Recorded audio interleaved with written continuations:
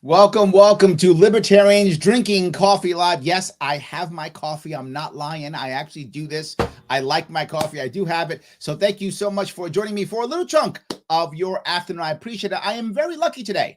I have a great guest, and you know it's going to be a great guest. Why? Because it always is. So do me a favor right now. Click that like button so that I can get past all the algorithms that I need to go by and get around. So click that like button because it's going to be good. I am bringing with me today a man who was on the debate stage, killing it for the Liberty Movement, who's out there putting himself on the line, trying to make change. Man who ran for Congress in Arkansas last year, the man himself, Michael Waite. How are you, sir? Man, I'm wonderful. I'm even better now that I'm here with you, Larry. So thanks. There we go. I love it. And if you want more information on Michael, you can go to him on Twitter. Follow him on Twitter at MW for Liberty, and that 4, if you're listening, is the number 4 if you're listening, right? Also Facebook, same thing, MW, the number 4 Liberty. Check him out on both. Follow him, see what he's doing, and whatever you do, watch his debate. I mean, just watch his debate. I don't care if you like us, don't like us, just watch his debate. You will be impressed.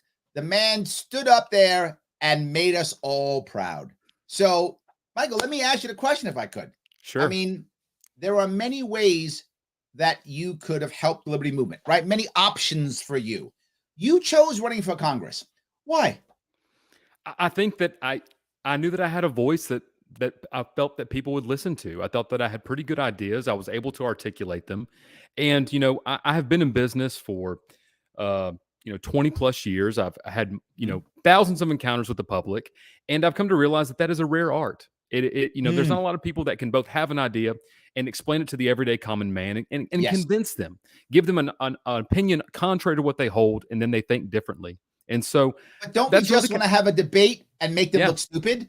Isn't that way better? Just have a hardcore argument and make them all look dumb and let them realize how smart we are as libertarians are and how stupid they are as statists. Isn't that always a better outcome? Absolutely not, Larry. No. Okay, yes. No, we're here to occupy hearts and minds, and that's there we go. And so like many people, the Ron Paul movement sort of thing, right? Yes.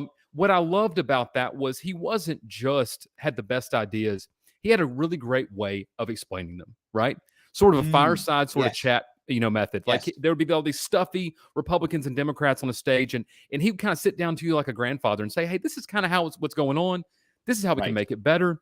And the Liberty Movement, I feel like, needed that. And I'm not saying that I was the best at it or I could be the best at it. I just knew I'd be decent at it. And so when the opportunity came to run, sure.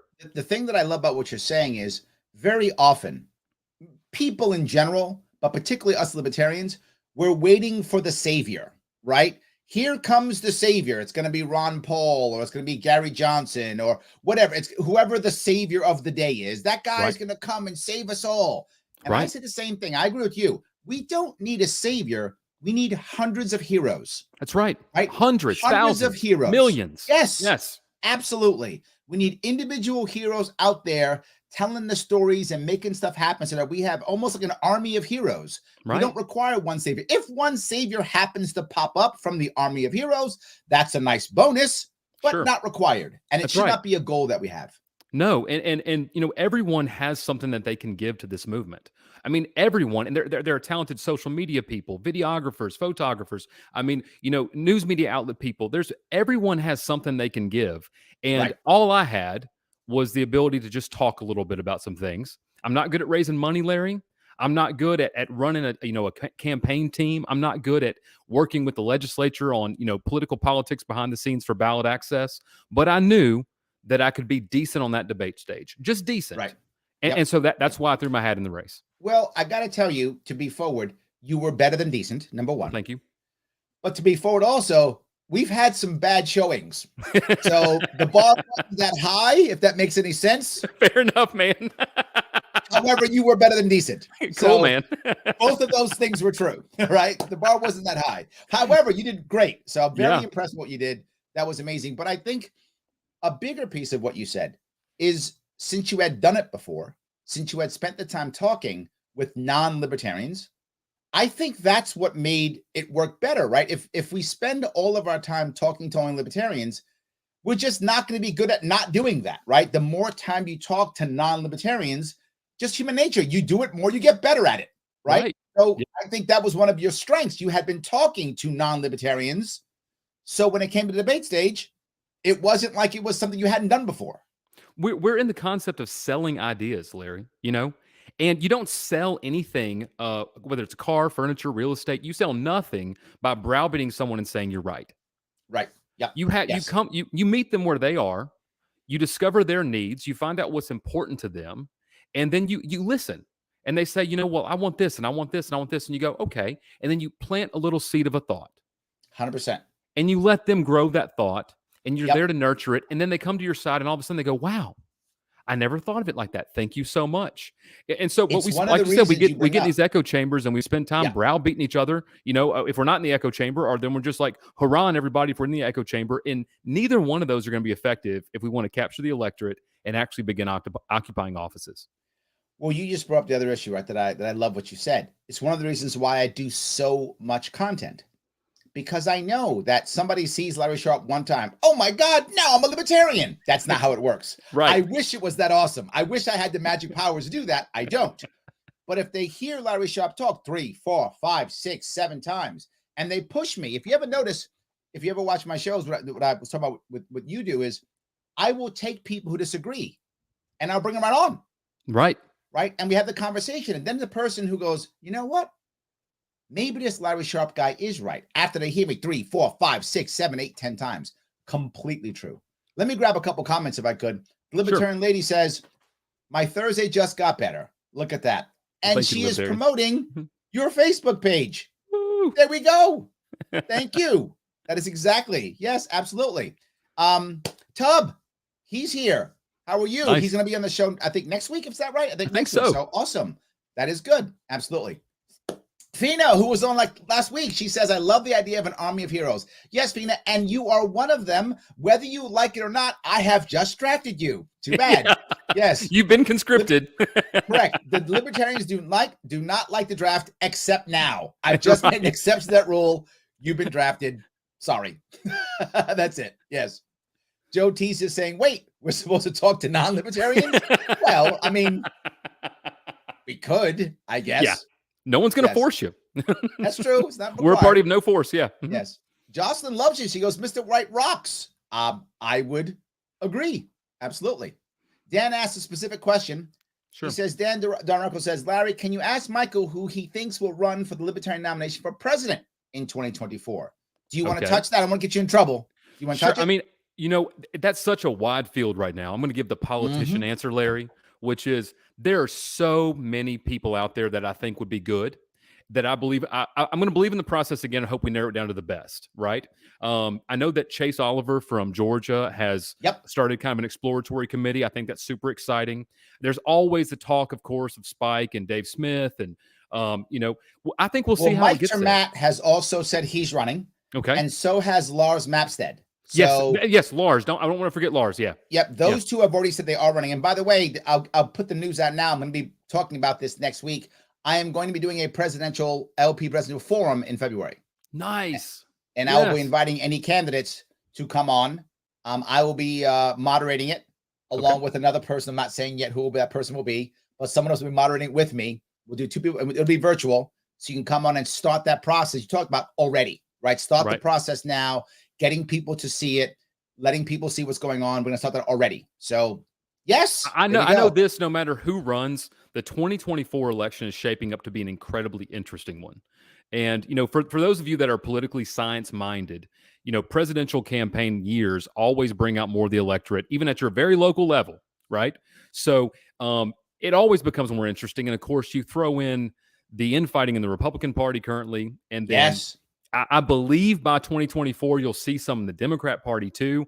It's already happening. It's going to be very, very interesting in 2024. So whoever that person is, that the process we get to, I wish them the best, and I think it's going to be an amazing race, to be honest. Look, I'm behind a Libertarian. I'm behind them. Yes, absolutely. I agree. So Sean says, love what you did, Mike. Got to have both of you on my show. Buds in Reality. Yeah, guy has great content on Twitter. Y'all go follow him on Twitter. He's got good stuff. There we go. Sean, you don't reach out to me. You don't love me. You can reach out to me. See how you are. Reach out to me. I'm so hard to find. Come on. So yes, Dakota says meeting people where they're at. Yes, absolutely 100%.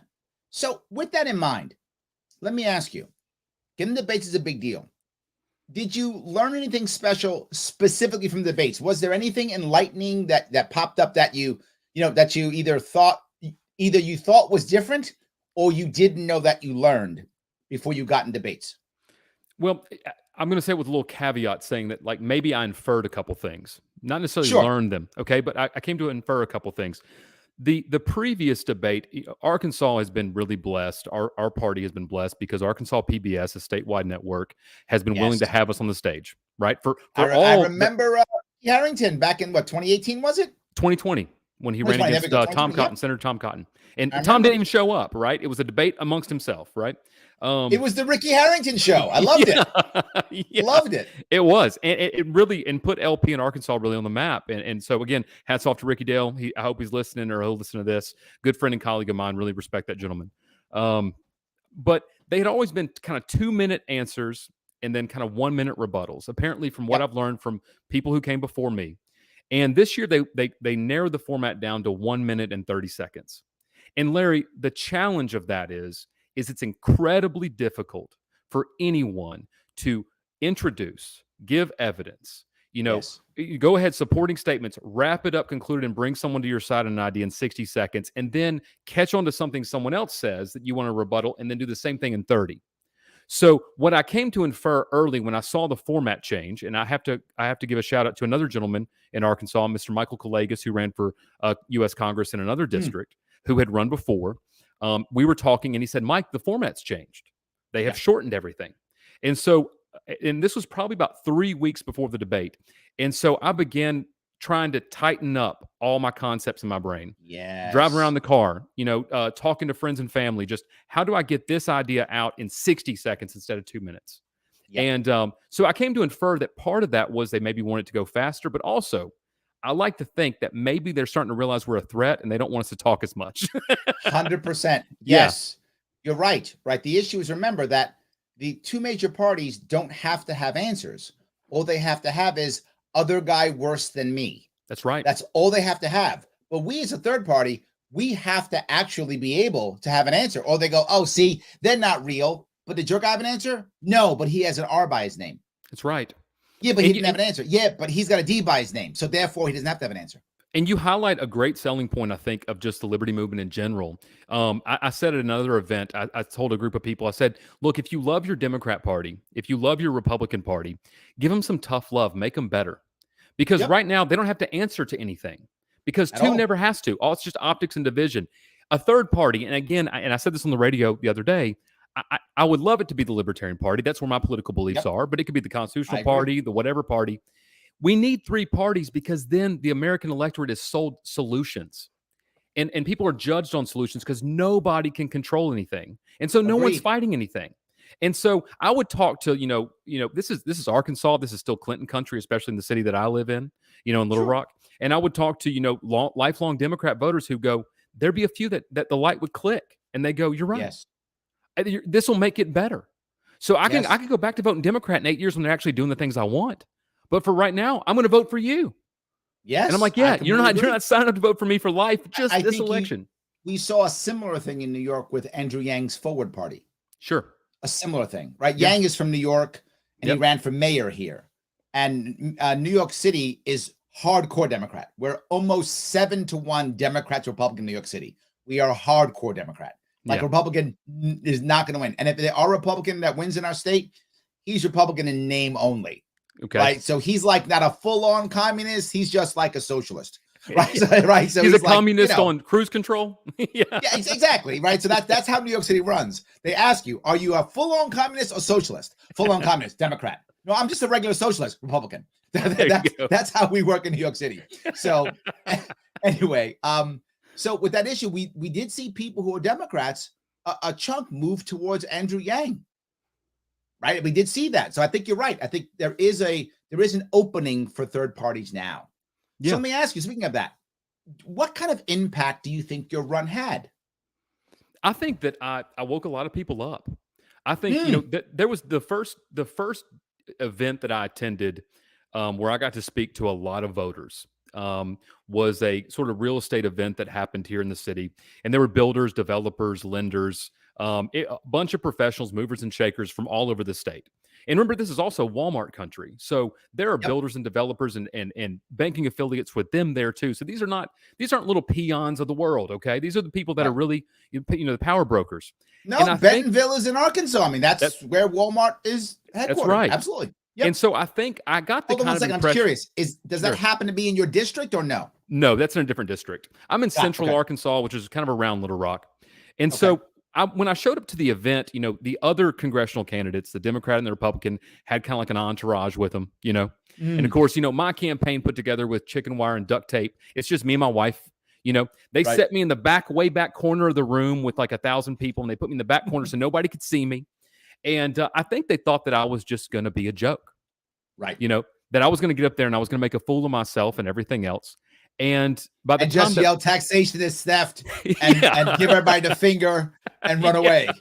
And by the time my 15 minutes were up, you could tell the whole room was wow, right? And so when we were exiting the event, there was the sitting congressman he ducked in and ducked out, right? He just came in and came out. He stayed for my part, though. He did listen to me at front and center table, by the way. So I'm talking right to him. And when the people are leaving, it was so awesome to see. They were waiting in line to talk to me. They were waiting in line to ask me questions. Nice. They were waiting in line to get my contact information. And I had more people say, I've never had this concept explained to me this way. No one's ever said this way. You've really opened my mind about these things. And so if we can get out there and we can message well, and we have the ability to message well, and I mean, again, the media's not keeping us, held down. The sky is the limit. We can get people to change their minds. We absolutely can. I completely agree. Let me grab a couple comments if I could. Sure. Tub says, I'm way too worried to fit into that format. Well, we're going to have to work on it, Tub, aren't we? Tub, you got to practice. Yeah. We just got to work on it. That's all. Yeah. We're just going to work on it until you are. That's it. Because when you get into the debates, I need you to knock it out of the park. So we're going to have to work on it. That's all. No worries. So the Scientific Libertarian says, Michael White had the highest percentage of the vote for a Libertarian in a federal election last year. Well, thank you, Scientific. Appreciate it. Yeah. Shout out to him too, by the way, puts out good content. There we go. Absolutely. Bill says, what's happening in DC today is duopoly on full display. Absolutely. Yes, but there's something else here. I'm glad you brought that up. There's something else here. People always say things like, well, you libertarians can't win. We don't have to win. Don't get me wrong. I want us to win, right? I hope we win the presidency and the Senate, and I want all the wins. Of course I do. I want us to have every governorship. Of course I want that. But I'm also realistic. We don't have to do that. Your point's a valid one. Just in your case, you were there, and that congressman had to listen to you. And that congressman knew that people were talking to you, which means that congressman has to do something to make sure he or she does not lose those votes. Well, Larry, he just did. Larry, there we go. Just did. Perfect example. The omnibus bill that we just passed, that 4,000-page thing that nobody had time to read. Congressman French Hill from the 2nd District of Arkansas has never met a deficit spending bill he didn't like, support, and vote for. This was the first time he didn't. And I would like to think that it was maybe because he got his pants thrown through the ringer about deficit spending for an hour on public television. Yes, that's exactly my point. I mean, so even now, of course, the Republican, the 2 senators in Arkansas voted for it, and another representative did. So I'm sure there was some political chess there. But I would like to imagine that somewhere in a room he says, I can't vote for this. I might have to talk about it to Michael White in 2024. That's correct. Yes. My governor, by the way, I got my butt kicked in my election last year, right? Completely got my butt kicked. She used my talking points in her inaugural address. I'm not joking. I literally did it last night. I showed the receipts. Literally off. Her team went to my website, took my talking points and put into her speech. Right. So we don't have, again, I want us to win. I so wish you were a congressman, Michael. I cannot tell you how much I wish that were true. Well, thank you, Larry. But and I wish you were the governor of New York. Make impact. That'd be awesome. Yeah. But we can still make impact. I think Bill's right. The duopoly, the disaster we see is because we don't have a third party that's effective. Right? If we had that, then to be forward, I love the idea of Justin Amash being the speaker. What an awesome idea that would be, right? I wish he could do it. Well, you know what? If we actually had a very effective Libertarian Party, that would be an actual option. And be a great compromise. Yes. And again, you would have DC finally again, if they ever have. I mean, we could argue through history, but finally again being judged on results. Yes. You know, absolutely. I talked to a group of Republican voters, and again, Arkansas is the opposite of New York. It's highly Republican, very deep red. There's still, Trump 2016 banners on the back roads out here, and so in talking to Republican voters is interesting because at first they kind of take offense when you say something about the ineffectiveness of their party. And then the second thing you'll typically get is they'll defend it by saying, well, it's because of this. And this is the Democrats held us up. And sometimes there's some uncomfortable facts that you have to have when you're selling ideas. And so like one of them is, again, Republicans had a unified government for 9 of 21 years. And here's the numbers. There was a deficit every single year. None of the things you claim to care about were ever taken care of. So you just told me the reason why the things didn't happen is because they couldn't get it done, but they controlled everything and they never got it done. Yeah. Yes. Because maybe, just maybe, and you plant the seed, maybe they're the same thing. And then 1 out of 10 people, you see the lights start to come on and they go, I think Michael White might be right. Yeah. Well, I think Larry Sharp might be right. I think Ricky Dale Harrington might be right. What you just said, I do the same thing with Democrats. Yeah. It's the same thing. Yeah. All the things you wanted as a Democrat, they're like, right? Well, we would have criminal justice reform. Hope and change with Obama. I thought Obama was the hope and change guy. I thought he was going to make all the changes and make life better all of a sudden. I thought he was. Well, here's my list of Democrats being in charge all the time. What'd they do? Nothing. Yeah. Deficit every single year. We're still fighting wars. But Obama's still bombing. I mean, we should have known it's in the name Obama. We should have probably known. I'm just saying. He was still bombing. No difference. I mean, I got to give Obama one thing, though. Sure. I think he's the only person who won a Nobel Peace Prize while bombing 7 countries. So that's kind of impressive. I mean, well, Larry, if you haven't been able to tell, we now live in the upside down, right? So you get a you get a peace prize for bombing people, and you get a war prize for not going. Right? Correct. That's what happens. Yeah. Yes. You can become an admiral and never have served. I mean, like this is how it all works now. Yeah. Doesn't matter anymore. Doesn't matter. It's bizarre. It's bizarro world. Yeah. There we go. So let me grab a couple more comments if I could. Sure. Scott says, I'm literally in Bentonville. So you have some people here. There we go. Absolute. That's good. Well, shout out to fellow Arkansans. Daniel says, love LDCL. First time watching live. I'm glad you made it live. Thank you. We do it live all the time. And there's a reason why I do things live, by the way. People always bug me. Larry, do you do everything live? I do everything live. I mean, I put out at least 6 to 10 hours of content every week, all live. I did all of my speaking events running for governor. I've done over, I think, almost 500 now in the past 6 years. All of them live, no notes. Did my debates when I was in 2018. I was in debates. I wasn't in debates in this year, 2022. But 2018, I was in debates. Did all of them live, no notes. And I do it because I want you to believe me. I don't want you to think it's scripted, which is why I bring on libertarians to do this live, so they can't be scripted. So you get the person. You're getting Michael White. You're not getting his representative. That's right. And there's always a certain genuineness that you can never capture in anything but live. If I hiccup or I burp in the microphone, guess what? I do that sometimes, right? Yes. I'm a real person. So is Larry. Like, imagine that, right? Yeah. Absolutely. Yes, absolutely. Sam says, I almost died when I heard Hochul use Larry's talking points. Yes. Too bad she won't use Larry's plans. I agree with you, Sam. I wish she would. Yeah. I wish she would.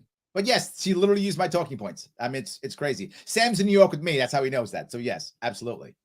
So let me move to the next piece if I could. What do you think you learned, not just from the debate, but from actually running? Like just the overall process of running. Is there a lesson or lessons that you've learned from running in general that you either thought was going to be easier, harder, or didn't think of, anything like that? I think so. So my background before now that I'm semi-retired now, I used to own and operate Verizon wireless stores across the southeast part of the country. And part of what they would do with me is they would say, hey, we don't want to risk our capital to open a store in this market where no one is right now. Sure. But we'll let you risk your capital. Okay. And that's a quid pro quo. And we'll give you the opportunity and you can have the Verizon name. but you're going to have to fight, the other carriers that are there that are already dominant, the market share, if you will. And of course, what I would do is I'd go in there and spearhead that. We begin, changing, hearts and minds and signing up customers. And you can see where this is going, right? And then once we had laid the foundation and there was about 20% or 25%, they reward my hard efforts by bringing in competition from them, right? So, right. Yes. Yeah. Yes. But so what I came to learn, competition. Yeah. Yes. So what I came to learn about politics and elections is it's a lot like that. This is a numbers game. This is an impression game. This is an uptake game. If you can make 100,000 impressions and you can have a 10%, uptake rate from that, that's insane, right? But if you and a 10% uptake rate is incredibly good in marketing, by the way. It's insanely 100%. good. I take that. It's stellar. But then again, how do you get the 100,000 impressions? For most candidates like myself, who don't have millions of dollars, right? That's very difficult to do. And so what I came to learn is while I had these really good ideological thoughts about what politics could be and how we can make things better, I did come to realize the harsh reality, which is this is a numbers game. It's an impressions game. It's a messaging game. And it ultimately, Larry, becomes a funding game. And so what I learned is I am terrible at raising money. Absolutely insanely terrible at doing it. I captured 4.7% of the vote in our district. I want to say it was around 13,000 votes. And I think I raised a total of $3,000. Congressman Hill had 60 something percent of the vote or something like that. So you can go do the math, and he spent like, $1.1 million on his campaign. So my cost per vote was so low that honestly, I'm just going to say, I live in New York. Yeah. Those are rookie numbers. Rookie numbers. Yeah. You got to get those numbers up. Yeah. I raised $500,000. That's for awesome. my run. I honestly believe that I could win with 200,000. I honestly believe I could put together a team and win with 200 grand. But that's my point. I raised $500,000. Yeah. My competition this year, the Republican raised 12 million. The Democrat raised 24 million. Well, I mean, so I'm just saying, also, you got to look at cost of living those are here. rookie numbers, brother. In New York, don't you spend like 10,000 a month? Up. Don't you spend like 10,000 a month for like a 100 square foot box there or something like that? That's correct. Yeah. Yes. So of course the numbers are different. But yeah, I mean, yes. So to cut to the chase, I mean, I learned that it's an impression game, and like I said, I was very proud of that cost per vote because I felt like, hey, if I could raise 100 or 200,000, Larry, if I raised $500,000 in my campaign in 2024, I absolutely could win. I mean, not even a question. I could absolutely win. I agree. I think you're right. Yeah. So that means next time you run, we got to figure out a plan for you to raise $500,000. Right. And we got to remember that. And so again, what do you have for the people that are watching this that one day want to run? What's like, if you could sum up in one lesson for fundraising, what do you think it is? One lesson? One lesson. One thing, like, here's the thing you should do. Like how? Okay. Yeah. Here's the number one overall theory. Okay. Stop begging people for money. Okay. What you need to be thinking of is you are doing something that they want, then they should pay for it.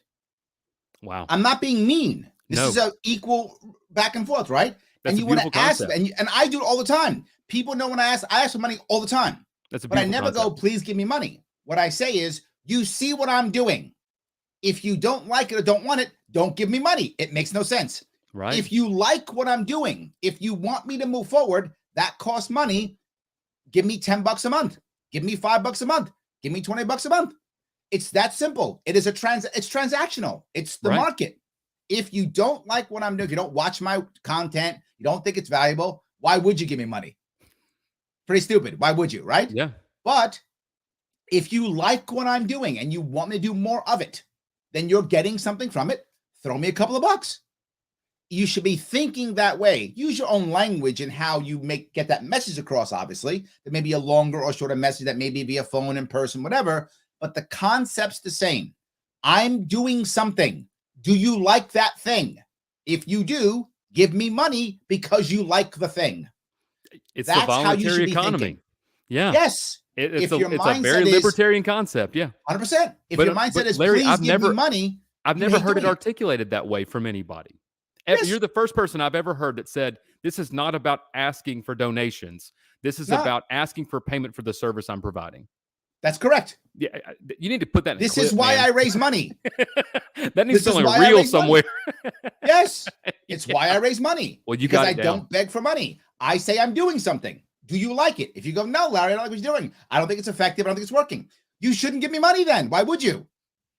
But if you go, no, Larry, I think it's working. I like what you're doing. You should give me money. It's that simple. And I do it whether I'm doing a small donor or a big donor. It doesn't matter. Do you see value in it? And that's the only question. And I hope I'm producing value.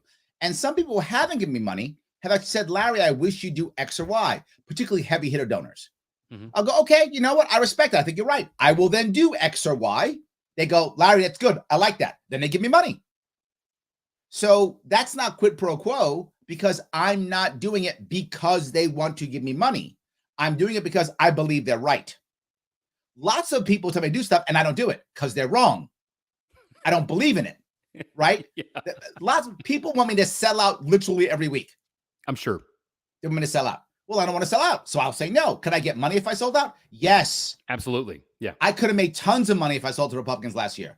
And Right. I mean, I could have made six figures. Yeah. Tons of money if I sold out. Tons. They spent tons of time, money, and energy getting rid of me last year. Well, and then They could not have only that, easily paid me off if I sold out. and not only that, the established parties have a 160-year fundraising machine already built, right?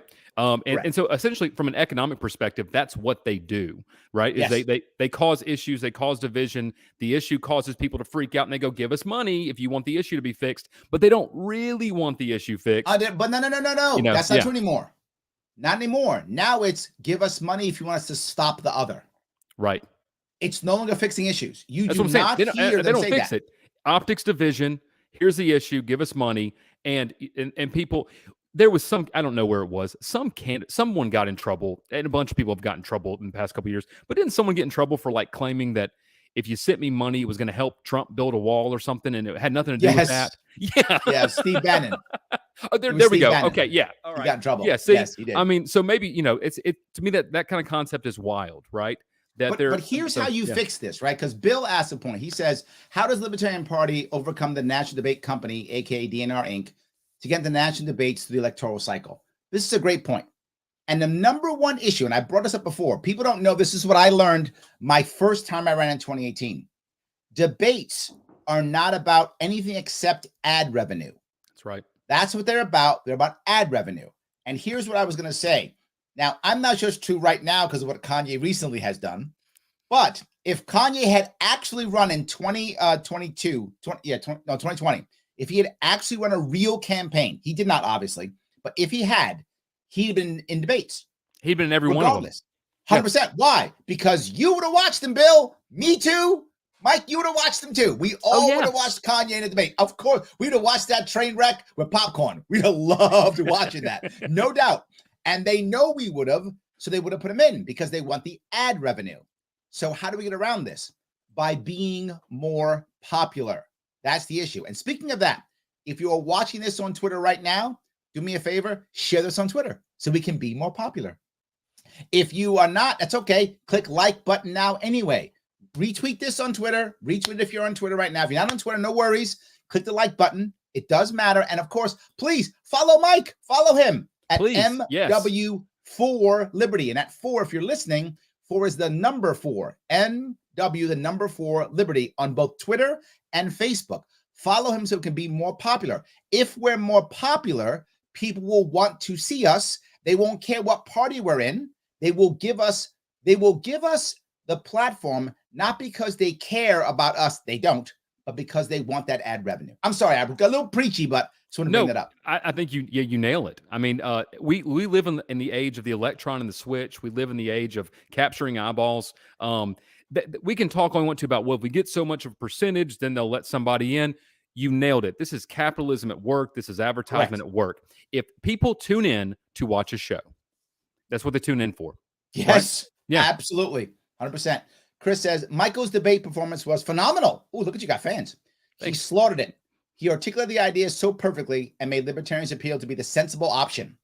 That's what we need. Here, Michael. I agree completely. Thank you, Chris. So he's completely right. Did you know that, Michael, when you were doing it? Like, was it clear, or did you have to like leave the stage and then look back and go, oh, that was good? Or could you feel it then like it was working? Like, do you remember? So Larry, actually, I'm a pretty introverted person. I'll start that Okay. by saying that. Okay. So I'm good with people, but I recharge as an individual. Okay. Mm, My own space, my own time. And it felt like when I was on that stage, it was like I can't remember anything. It was like I was in a mm, fugue state. I was just sure. doing what I was doing. And I got off the stage and I really wouldn't even think about it. I just said, kissed my wife and told her I loved her. And my mom was there, my dad was there. And we're kind of walking backstage. And then this lady passed me in the hallway that worked for the place, Hmm. and she had just passed the congressman and hadn't said anything. And she walks and she's coming up. She goes, "You were amazing."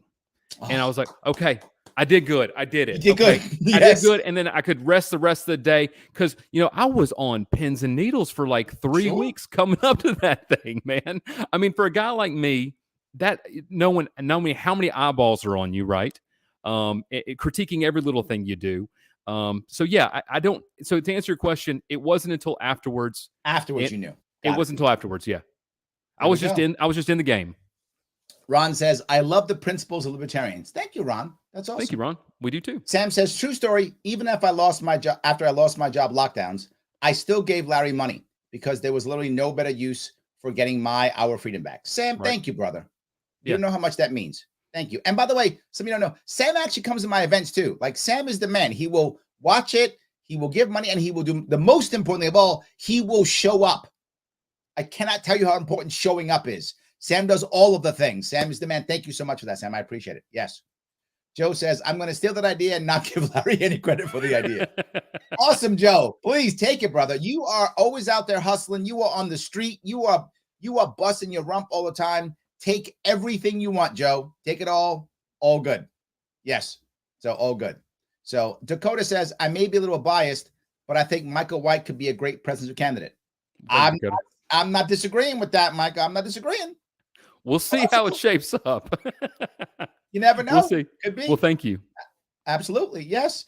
That libertarian lady says introvert here. So Birds of a feather. Yes. Yeah. So let me ask you, speaking of that, what do you think is next for you? Is now that you've gone through this and not just gone through it, you've learned lessons, you've become more popular, you've been on TV. So you've been through a lot now.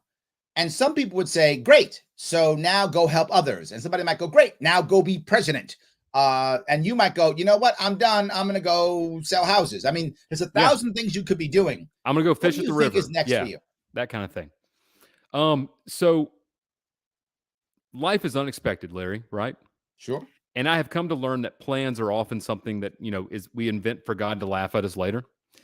Yep. I will tell you what I would like to see. I would like to see enough momentum that I can do this again in 2024. I'd like to see that. Okay. I'd like to see enough support from people that I could do this again. I would like to see that I can help other people do this also. And I would like to see that I could help message sort of more universally on a party level for people. Those are the things I would like to see. What are my plans? I'm going to be honest and say I have no plans. My plans are whatever's put in front of me, I'm going to do the next right thing. That's what they are. Gotcha. Okay. All right. So, well, maybe somebody runs for president and wants you to be on the VP slot. Would you take that? Sure. Maybe. Yeah. Depends on who it is. Yeah. Okay. There we go. I like that. It's good. So the advantage of staying in running again, and this is the thing that I bring up often. I like the idea of someone running for the same thing again. Mm-hmm. And it's not always realistic. Depends on what state you're in, where you are. Sometimes you've got to run for this first, then that, or whatever. But I feel like if you're going to be a consistent candidate, that if you can be the same, I think you do begin to grow, right? I think if you become, oh, didn't you run for Congress before? Oh, you ran before. Oh, I remember that. And now people know who you are. They remember you more. What I got to tell you is crazy is when I ran in 2018, I had the best outcome a libertarian had ever had across the state. I ran the biggest in 2018. I ran the biggest independent campaign there was across the country that year. And when I was done, almost nobody cared. Right. Yeah. Almost nobody cared. Yeah. This last year, I got my butt kicked. Like, I did terrible. I got thrown off the ballot. I went to lawsuits. I mean, it was terrible. Bad. I got bad press. It was terrible. And now people seem to love me. Yeah. And I'm saying to myself, wait a minute, but I didn't do anywhere near as good last year. 2018, I had a great year. 2022, I had a terrible year. And people are like, no, Larry, we like you. And I think it's what you were talking about. It is that running again is what made people think, oh, he's real. He's not a flash in the pan. He's real. Right. I think that's what it was. Now, I don't know that for sure. Maybe yes, all of a sudden realize how good looking I am. It could be that. I mean, it's possible I'm just a good looking guy. Maybe. Yeah, but I'd say so. But I think it's because they saw me. So I think your point's valid. You run again. Now that's when you start getting the, all right, how do we get rid of Michael now? Right? How do we, how do the opposite? If they're up in where your district, Democrats usually win. Is that correct? In your district? Republicans. Yeah. Republicans usually win. Okay. Yeah. So that's when the Democrat goes, how do I write Michael a check to punch the Republican? Okay. Yeah.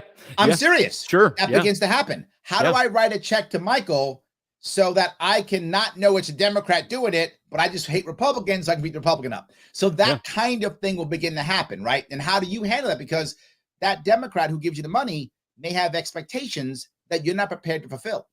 Sure. Absolutely. Yeah. Right. And it's going to look good when he's got a big check. You're like, oh, that's a nice check. And that's a good problem to have, but I think you'll start having that problem. Well, so two things. One is don't feel bad that the electorate sort of forgets you, right? They forget even the candidate they just elected in many times, right? They're hoorah, and then it's just like, nothing. So that's number one. And number two, again, from just a lifelong branding perspective, since the history of modern marketing, consistency is what sells. That's why we have logos. That's why you associate colors with brands. Yep. That's why Reese's Peanut Butter Cup owns the trademark to that color orange. Because when you see that color, right? they trademark that color. Look it up. That's crazy. Wow. They own the color. So it's meant to, because they know that continual messaging, even small, is more consistent and better and performs better than loud messaging once, right? What annoys you more, one explosion or a constant drip of a faucet? True. Yes. Right. And so when we wrapped up the election, I was following a bunch of candidates and still do, and made a lot of great friends. And I saw a lot of people, change their kind of campaign thing from, so-and-so for U.S. whatever, just to so-and-so Libertarian or so-and-so what. And I left mine Michael White for U.S. Congress because as of right now, I'm still running. Yes. And I'm still running for Congress until something changes. Yeah. My campaign committee is Larry Sharp for governor. That's right. Yeah. It hasn't changed. Since 2017. It's the same. It hasn't changed. Well, I think you were on Timcast or something, and you mentioned that you knew you had kind of started getting some brand recognition when you walked out of a convenience store and someone said, "If you like your dealer, keep your dealer." Yes, right? Exactly. Yes, absolutely. Yes, yeah, absolutely, 100%. So that's the same thing. So I hate to use the term career politician because it has a bad connotation, but the liberty movement needs people who are committed to continually running. We do. Yes. We really do. Absolutely. And I got to tell you, people will often say Libertarian Party's dead, Libertarian Party's in trouble, whatever. And it's always in trouble. Sure. It's been in trouble forever. Since I've been part of it, it's been in trouble. And I joined the party in 2012. So for 10 years, it's been in trouble. Now 11. It's always in trouble. However, there's a difference now. If you go back before 2018, Libertarians would run and that'd be the end of them. Goodbye. You never see him again. Now they stay, right? I'm still here. Spike is still here, right? People who run, you haven't walked away. Ricky Harrington is still here, right? We're still here. That was not a thing 10 years ago. 10 years ago, you run, you lose. You either don't run again or you run as Republican or Democrat. That was what everybody did. Yeah. Not anymore. Now we're staying. And I think that's the difference. And something else is a good sign. And I brought up before, which I think is Yang's Forward Party. I don't know if that party is going to be worth anything. I have no idea. I think it's far too early to tell. It might be a flash in the pan. It might be something powerful. I don't know. But the good thing for us is the fact that so many people will give so much money to any third party. And he has raised a ton of money, right? Of that, I'm jealous. Yeah. I'm jealous of that. I wish we could have done that, right? Yeah. But the fact that people are doing it means there's a hunger for it. So the timing is right for us. And our people are staying, right? Joe was recently just showing you, he was commenting. Joe's been running again. He stays. He doesn't just run and leave. Joe keeps running, right? And I think that's a thing that if you go back 10 years, that was not a thing. Now it is. So I'm actually optimistic, even though we have problems. I'm optimistic. I try to be always cautiously optimistic, about pretty much everything. I mean, the truth is, as you said it well, it's always in trouble. Everything's always in a state of decay unless you're Yes. maintaining it. Everything around you, everything you look at, everything you own. And so the fact that we have staying power with, candidates throughout the country. And again, I like by 2024, 2026, 2028, imagine that if all over the country, districts, city councils, whatever, every election cycle, the people are seeing this name. And then they're 100%. a quality candidate who can articulate the ideas, who is engaging in the people. We start winning. We start occupying not just hearts and minds, but then offices. It starts happening. 100%. I agree. 100%. So, Michael, before we wrap up, is anything that I might have missed, something we should be talking about? Again, just that I'm humbled and honored to be able to spend some time with one of my heroes. And I mean that. I really do. I mean that very much. I told you kind of off air before when I woke up this morning and I was like, I'm going to get to talk to Larry Sharpe today. I was just so incredibly excited. I appreciate that. Thank you. What you have done for the Liberty movement and your commitment to it and your hard work cannot be overstated. And one more thing that I'll tell people, you said something early on in a podcast a while back. This might have been 2020, 2020. Okay. I don't know. You said that we swim in an ocean of ideas and that no one's ideas are theirs, that take the best ideas and keep making them better. And I will let you know that right now on my website, MW4Liberty.com, under my issues, there's at least 3 paragraphs that are copied and pasted from your website. Nice. And so, yeah, and I want to encourage other candidates to do the same thing because we need good universal messaging, take the best ideas. And again, we're going to take them, make them everybody's. And that's what we need to do. So I just want to thank you for your time, Larry. Thank you so much. 100%. Thank you for your time. I appreciate you coming in. For everybody watching, thank you so much for watching. I appreciate it tremendously. There will not be a Sharpe Way tonight, but there will be one tomorrow. So I will see you all